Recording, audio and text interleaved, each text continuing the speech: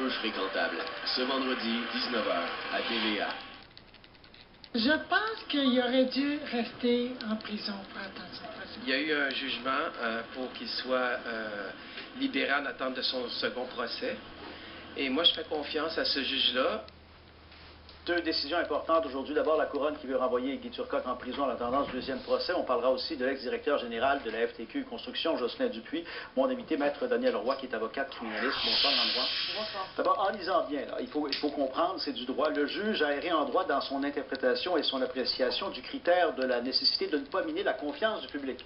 Qu'est-ce que ça veut dire? Mais écoutez, quand un juge décide de remettre en liberté un accusé, il y a trois critères à considérer. Oui. Le troisième critère est celui qu'on appelle évidemment le critère qui est, en termes un peu plus vulgarisés, le critère de l'appréciation du public, ou plutôt de l'opinion que le public aurait. Est-ce que le public serait choqué? Mais il faut bien comprendre que, vous savez, le droit n'est pas une science exacte, hein? Oui. Mais il faut bien comprendre que le juge Vincent ici a vraiment fait le tour de la jurisprudence et s'est vraiment interrogé sur tous les principes applicables.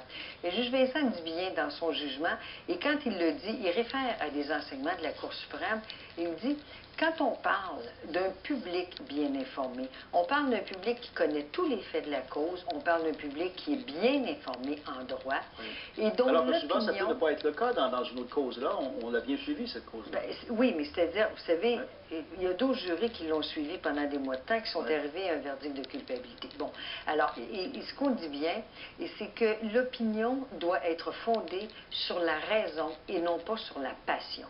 Et ça, c'est une distinction qui, je pense, est fort importante dans le cas qui nous occupe. Parce que, évidemment, dans le cas du docteur Turcotte, c'est sûr que le meurtre des enfants, ça répugne à tout le monde, ça entraîne les passions, les gens ont des opinions très campées. Il y a encore des manifestations. Il y a encore des manifestations, etc., etc.